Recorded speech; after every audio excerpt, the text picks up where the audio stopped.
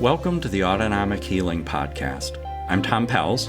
And I'm Ruth Lawrenson. We'll be unpacking what it looks like to activate your brain to holistically manage stress and trauma that bring healing to the mind, body, and spirit. Being free to live authentically as humans.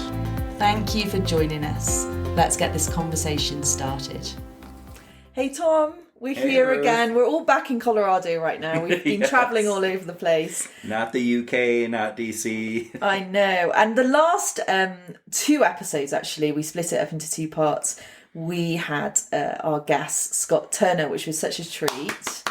And actually, when we recorded it, I was in the UK, I was in London, and you were in Washington, and Scott was in New York. And so this is our first time back recording, and we just wanted to, I think as we were talking, there was so much in that conversation, and just once again, we wanted to say how grateful we are to Scott, and absolutely, not only for just tipping up and coming along on our on this podcast, but also for all the work he's done, and just we're able to really benefit from his area of study. Cool. So grateful for Scott in that space.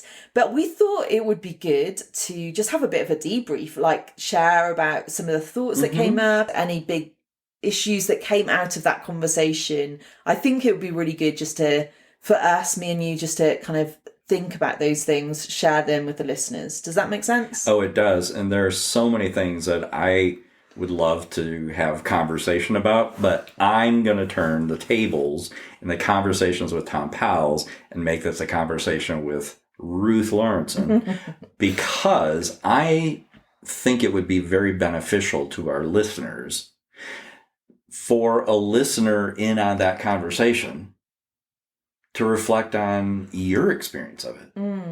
Yeah. And what you came away with from that. Yeah. So I'm going to have conversation with you. You'll have a conversation with me? Yes. Okay. Well, we'll have a conversation with each other. Well, absolutely. But no, I know what you mean. Yeah. I mean, it is interesting because, there I am with a physicist who's physiologist. Okay. It's fizzy. Okay. See, this is proving the point that I don't know what I'm talking about.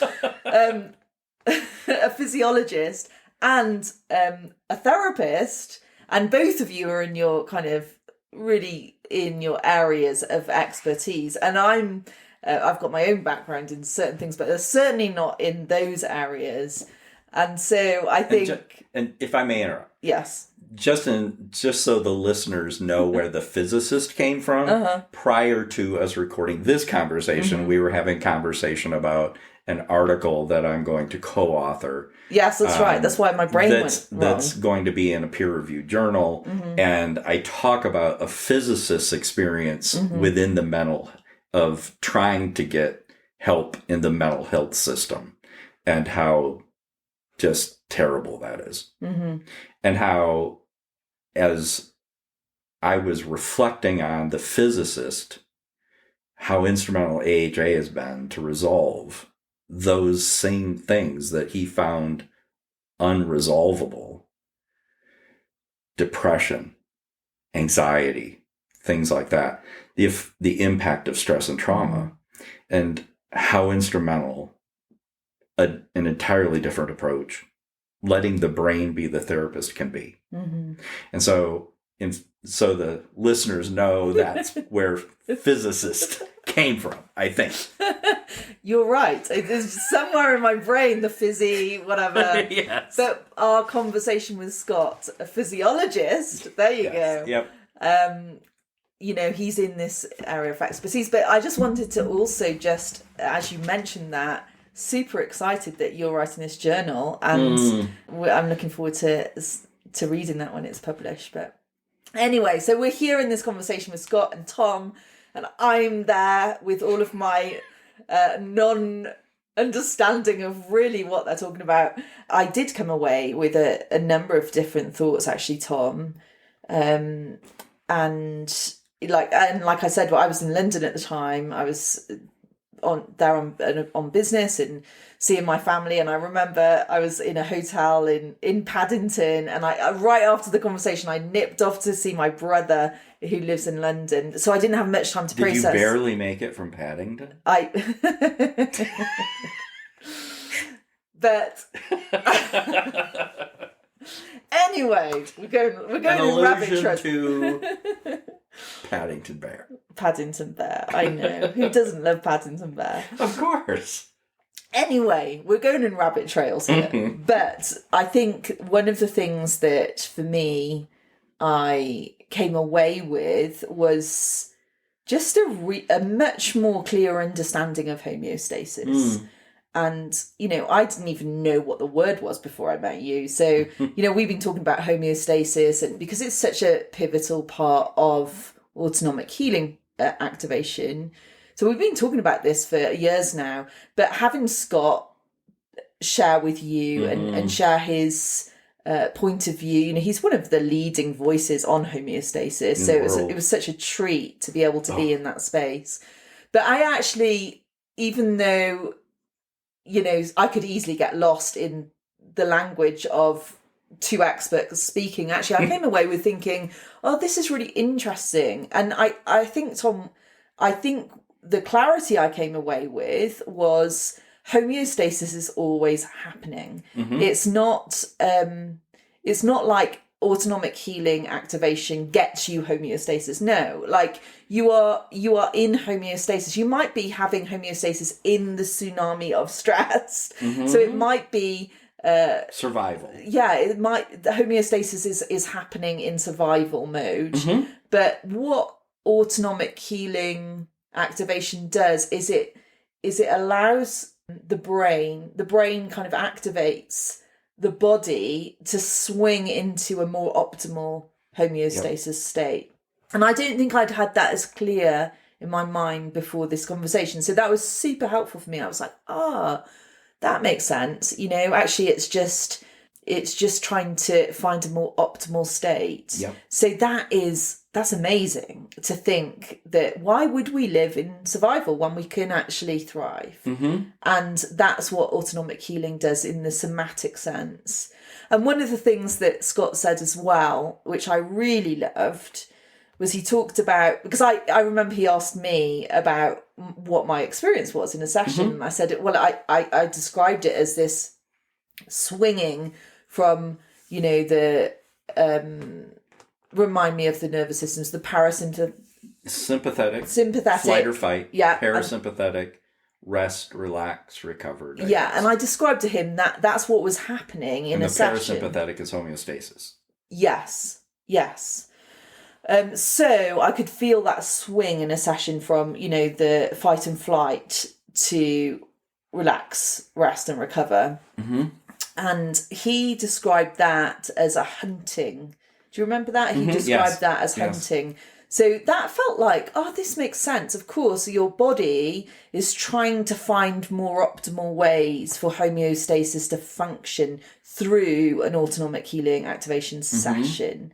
So I'm curious what you think about that. But that was my takeaway in terms of homeostasis and what is actually happening in an AHA session. Yeah, and he used the analogy of the thermostat. Yes. And because there is thermoregulation, and thermoregulation in the human being is that hunting for the homeostasis of body temperature. It's within a range. It's not looking for an exact perfect. No. It is looking for a range in which it can function, because there is such a more extreme range in the environment. So when there is this range of body temperature that the brain wants to maintain, that's thermoregulation. And in the environment, it may be cold outside in winter, or it may be hot and humid in the summer. And the brain is hunting, yeah, to find that and what will allow that to be established or reestablished. So I find that so helpful in understanding what is happening. For me, it is that it feels like my body is hunting, is trying to find the more optimal stage through autonomic healing. So I thought that was really helpful. And what will accomplish it? Yes. Yes. And then I think some other thoughts that I had, I liked the difference between mechanism and organism. And I think that's just so, I mean, we've talked a little bit since that conversation, and it's so fascinating. It can be applied to so many things. When let's do. Yeah, I mean, we could. Let's talk about it. But we were talking about, and well, okay, before we go into that, because I think this is part of it too. So I love the mechanism organism thing and the difference between that. Yep. And then also his mention of the many little lives. And I think I was like, I think that was a little aha moment for me in the conversation, because I remember going, what? Like, because he was saying, actually, even just as our bodies, we're really hosts of many little lives. I love that phrase. I'd never heard it before, and you mentioned that it's been around and it's old, and but I just think it's just such a brilliant statement that helps us. It can be applied again to a lot of different things. So obviously that's in our individual bodies, there's the many little lives, but I was thinking a lot afterwards, Tom, about community and if we could only apply the idea of the way a community functions and flourishes and adapts is through the many little lives. I mean, like, that's a whole trail I could go down, and just really, I find that fascinating. So if I can quote from Scott in the article he wrote titled "Many Little Lives," and this is in the area of biology for the journal Inference. At the end of the 18th century, the French physician Théophile de Bourdieu observed that the honeybee colony behaved in many ways like an organism. There was coordination among the worker bees, specialization, collective work, coherency, and something like a hive intelligence. What the coherent organism and the coherent honeybee colony had in common, the coherent organism, us as a human being, and the coherent honeybee colony had in common, Bourdieu argued, was similarity in the process of ongoing negotiation and mutual accommodation. The workers in the case of the insect colony, the innumerable cells and organs in the case of the organism. A century later, Claude Bernard found himself drawn to this form of what's called vitalism.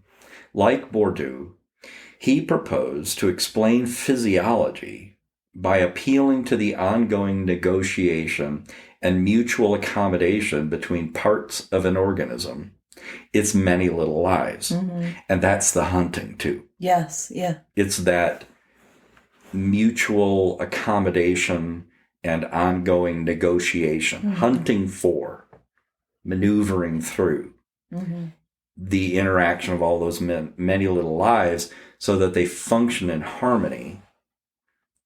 They promote homeostasis. They express homeostasis, and that can be surviving, or by working those many little lives all working together in harmony, optimal. Yeah, love that. Yeah. And we are host to many little lives, but we are one of the many little lives. Yeah. But if we don't have that mentality, that perception, that perspective, that I am one of the many little lives. And, I think we were talking a lot about organizations and communities and family systems and how, because we're not just individual, like you say, we are hosting many little lives as are within our bodies, but we are one of many little lives too. And we talked a lot about rational intimacy and and community and what's beneficial and what's detrimental. And I think for me, you know, this understanding of Many Little Lives and how it's part of an organism, not so much a mechanism, is super helpful in thinking through what healthy community can look like. You know, we've talked about, I come from a church background, and we've talked about church, and I'd love us to get into that a little bit if you want to, because I think, you know, there's so much of what's happening and stirring, I think, with people of a faith background who are thinking about church and have questions about church. I think some of this is really key to that. And we talked about church even in the language of church, and I'd love you to kind of go into your own space on that, yes. if you want. Let's contextualize this as any social organization. Yeah. It could be a business. Absolutely, yeah. It could be some giant corporation. It could be a mom and pop store. It could be you as the worker bee in this whole thing. And that can be either very mechanistic, or instead of mechanistic, organistic. Mm-hmm. This is an organism, or it's a mechanism. That collective interaction of the many little lives in that social context, and whether that social context is a religious organization, a group, a church, or whether it's a business, or whether it's a state or a nation, or it's human beings populating this planet. And that can either be seen mechanistically or organistically. Is this an organism or is it a mechanism? So let's talk about the differences with that, because it seems to me that we are drawn to the mechanism. Yes. And the reason for that, I think, is because one of the impacts, and I'm going to go back to those core issues that I talk about with the tsunami of stress. Some ongoing stress, some trauma triggers this flight or fight reaction. This is tsunami of stress, and the core issues reference a very early episode, one of the first two. Okay. And so we attempt to avoid or flee the sensed or perceived threat. And the core issue in the first stage of that is that we feel insecure and inadequate to deal with that sensed or perceived threat. Then that cascades into feeling powerless. And then that cascades from inadequacy and insecurity and powerlessness into a lack of control. And that, I think, is the key reason that we tend toward the mechanistic, because mechanisms are about control. The whole point of a mechanism is to give some control over something. Yeah. But that doesn't mean that that's beneficial. It's not a control issue. It's an influence issue. And in an organism, it's about influencing things, not controlling them. The organism cannot control exterior circumstances. Evidence the tremendous wildfires that are going on in Canada at the moment, and the degree of particulate matter in the eastern seaboard to where people can't even go outside and function. You can't control that. But you can influence things. Yeah. And that's the difference where rational intimacy allows for us to feel secure and capable, even in the face of cataclysms. There is stress. There is trauma. It's happening. But we can feel secure and capable and be empowered, then, the second stage, to be influential, the third core strength. So rather than mechanistically trying to control something where we sense a lack of control, and I think that's the attraction of mechanism. Is the control. Yes. I want at least to control. Yes. Do you think that if we end up veering towards the mechanism, which maybe because there's some perceived idea of control, do you think that we end up how much impact does that have on the organism being able to thrive? I mean, it mitigates against it. Yeah, that's what I thought, yeah. Because we can't control. And the more we try to control and are unable to, and the control may not only not work, it may temporarily relieve something in the moment, but it has implications and creates greater stress and trauma in the long run. Yeah. What are we doing with climate? Well, that's what I'm studying right now. Right. Your master's degree in sustainability, we mechanistically screwed with the environment. We're trying to make our lives more comfortable, more conducive, but the byproduct of that is all sorts of pollution and contaminants and all sorts of things. I'll give you an example. This is a fascinating one to me. Diet, okay? One of the things recently, and it was a twin study that was done, and they had basically the same caloric intake for one twin and the other. Yeah.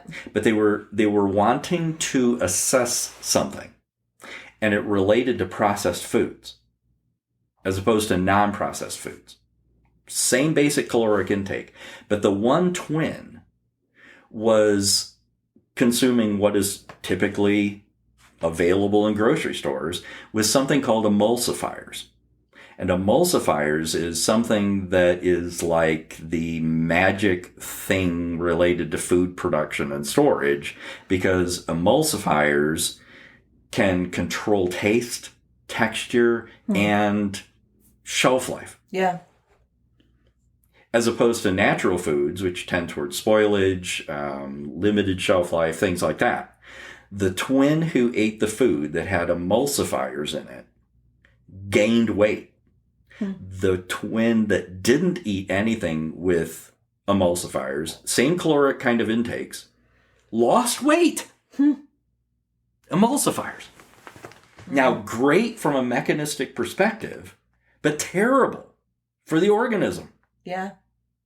Wow. So mechanistically, a machine preserves foods, etc., etc. At what price? Health? Well-being? And so, we've got this.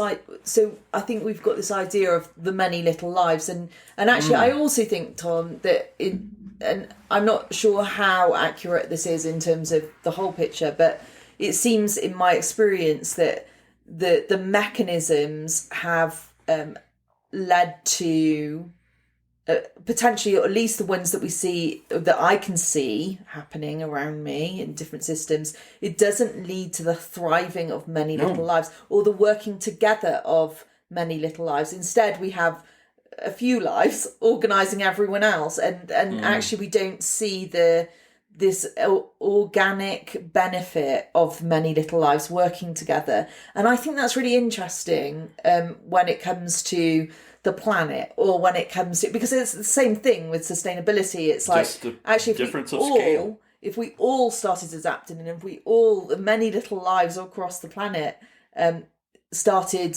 adapting to the challenges that we're facing in terms of sustainability, we would start securing a better future for ourselves. But I think it's the mechanisms, the old systems, the downplaying of everyone, that doesn't help either. So, yeah, I'm just curious what you think about that. Human beings are organisms, not mechanisms. But we operate a lot in mechanisms. Oh, of course. Yes, because it seems efficient. It seems productive. It seems profitable. And there can be great profit in using organisms as mechanisms. And when the implications and impact of the emulsification of the mechanism occurs, that can even threaten survival. It's the mechanism that downplays the thriving of all that happens. And we see that in all sorts of different organisations. Like you said at the beginning, I've seen it in what we see in the structures of church and tradition and all the rest of it. So I think when I think forward... Well, even the terminology. Of church, Of church. In the Bible, the word that is translated church is ekklesia. It's a Greek term. Ek, kaleo, a combination of that. Ek is out of, kaleo is to call. Ek, kaleo, ekklesia, ecclesiastical. Ek kaleo is a calling out. So it's like the perspective is out, calling into, but it's calling out of. Kirche eventually came down to church. Thank you, King James. We will let the British history go there. Was specifically chosen, and one of the edicts that King James issued was that it had that word ekklesia in the Greek had to be translated with kirche, because that was something that the king controlled. So that was a gathering of people that was under the control of the king, mechanistic. And that's, I think, what people are experiencing, is that church is a mechanistic thing, and the organism of a community of people, the many little lives of people who are exploring spirituality and faith, is squashed in that space. And the same dynamics, and this is about dynamics, not labels, but the same dynamics occur between a totalitarian regime and a democracy. Yes. What's happening with the women and the young ladies under the rule of the Taliban is that the degree of depression and suicide among these young girls that can't have an education. Yeah. It's literally not surviving anymore. Is that different? No, it's not. It's the same thing. It's this difference between human beings as mechanisms themselves existing in a mechanism that is larger. And so it's not many little lives, it's many little mechanisms. And let's just talk a little bit about... Which is not, it's the antithesis of homeostasis. So that ultimately, the largest expression of that is the species doesn't even continue to exist. Because rather than the extended homeostasis, it's a destruction of the environment in which the organisms live. So human beings, by that standard, we're proving not to be the fittest. And so this is where we're talking about adapting to the environment. And that's one of the things that Scott talks a lot about with his study of termites. And it's really interesting to understand what is happening in nature, because there is a reflection there to what's happening within humanity and within humans' ecosystems and organizational structures. Part of what I'm studying at the moment is biomimicry, which is some of the real cool solutions that are coming out at the moment for sustainability, because we're really having to rethink everything in terms of how we how society lives and how businesses run and all the rest of it, to really secure a better world for everyone in the future. But some of the really cool innovations are coming from a study of nature. So that, go figure, right? So that's why we're seeing, circular economy comes from that, because actually nature itself is a zero waste circular system. They don't have landfills. No. So there's a big trend in going and having a look at some of the systems in nature, like the termite mound or whatever, and they're finding that if we can just copy those systems and put them into innovation, then we can actually live as better human beings on the planet, and for future generations. So that's... Because we exist in it. Yeah, you're right. Or we cease to exist. Yeah. But okay, and that's the difference between an organism and a mechanism. There's something about adapting and change. Mm-hmm. And so when we are allowed to operate in an ecosystem of the many little lives, and when we understand that and when we allow that to happen and get away from mechanism to organism, that is actually the way we thrive and adapt and change to the environment. So when you think about how change happens, one of the things, I think it was in his article, The Many Little Lives, that you read, one of the things that he says is that it's not, sometimes we think in a mechanism type way, where we think, well, change happens through tradition or through systems or through that type of thing, but actually genes don't bring evolution. That's what I'm getting at, Tom. Genes don't actually carry the evolution. It's the many little lives that actually, if something happens, like the challenges that we're facing right now with sustainability, if something happens, it's not going to be the mechanism that will be able to solve that problem. It will be this organism that, working together, will have the ability to change the environment, to adapt to the environment in a way that's once again beneficial for all people, all many little lives. Does that make sense? Yes. In that article where he's talking about extended physiology, he's talking about extended homeostasis. That homeostasis isn't just the single organism, but it's the many little lives of the extended homeostasis. Mm-hmm. As I've just described it, this is conventional physiology, but there's an unspoken assumption behind this description that physiology is something that happens within an adaptive boundary. The concentration of potassium within the cell comes about through a process that depletes potassium beyond the cell.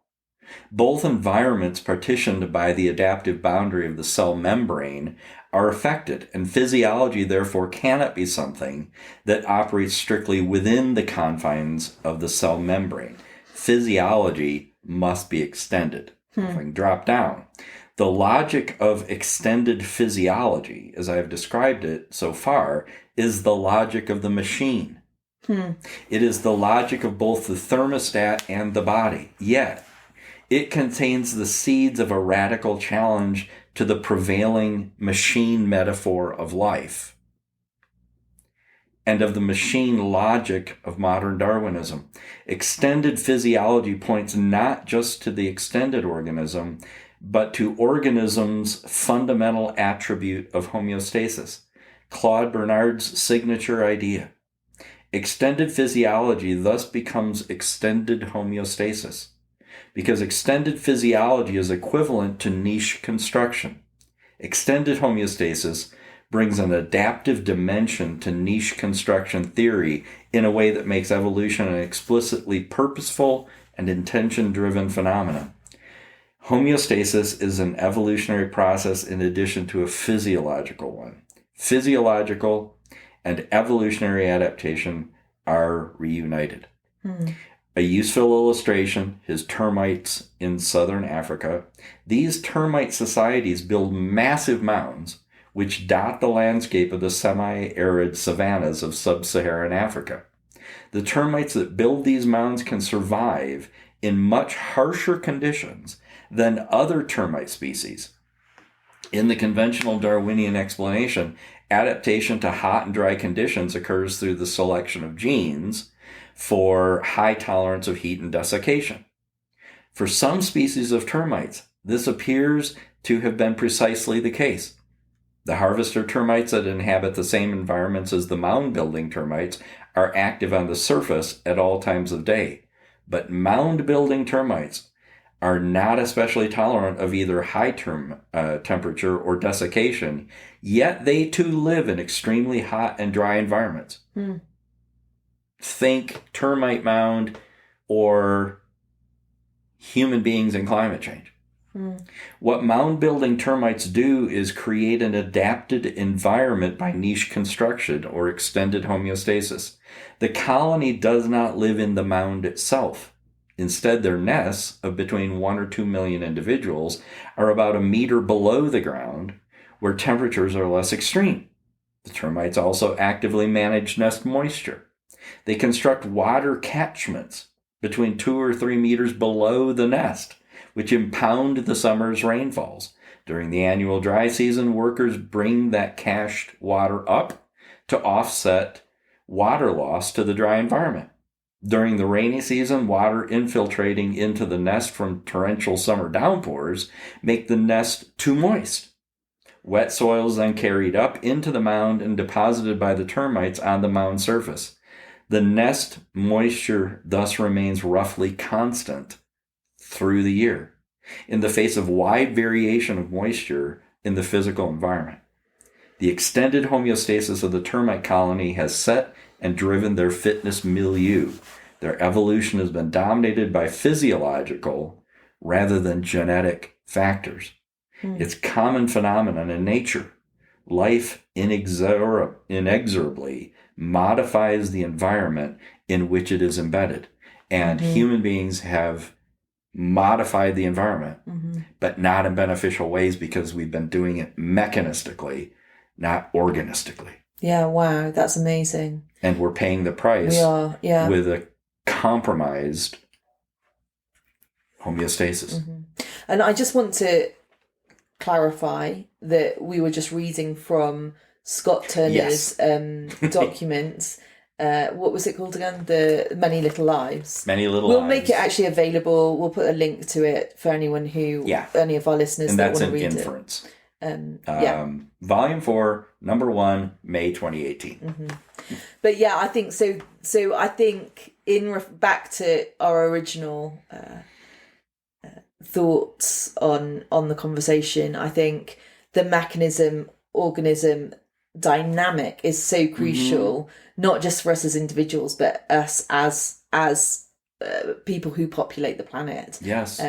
Whether that comes down to the world's future, or I don't know what organizations or groups or communities that people are in, but I think that for me, I'm certainly applying it to, oh my gosh, like if I can think in this way when it comes to being in community with people, if I can, I've been a leader, Tom, for many years, and I think leaders tend to think that they have to run everything or organize everything, and I think this changes that. This to me makes me think actually to be a leader, there's a gift there, but it's to facilitate an environment where the many little lives can thrive and therefore end up forming the environment that is beneficial for their day, Yes. So that for me feels really just a really fresh way of looking at something that I'm quite passionate about. So I mean, wow, so much there, right? Yeah. Well, I think we should probably end this conversation right now because we could go on for hours. But and I'm sure we will dip in and out again as we move on back into Scott's conversation with us. I'm sure we'll get him back on at some point. Yeah. We hope so. And love to hear from the listeners about what their thoughts were. Yeah, I mean, if you do have any thoughts or questions on the conversation that we had with Scott, or even this conversation, we'd love you to reach out to us. Just message us. You've got our details on our social media accounts, or there's emails. We'd absolutely love to hear from you, and we would love to use your questions in these conversations too. Absolutely. So, What a great conversation, Tom. Thank you for turning the tables on me, putting me on the spot. And I feel privileged to be in this space and enjoying just the level of learning that is proven to be so beneficial for me in my space too. You're very welcome. Human beings are not mechanisms. We are beings. Mm-hmm. Treat ourselves that way. Let's live that way and thrive rather than just trying to survive. Yeah, I agree. You've been listening to the Autonomic Healing Podcast. Join us next time as we continue in our conversations with Tom. If you're interested in pursuing your own autonomic healing journey and want to find a practitioner, visit our website, innerworkings.org. See you at the next episode.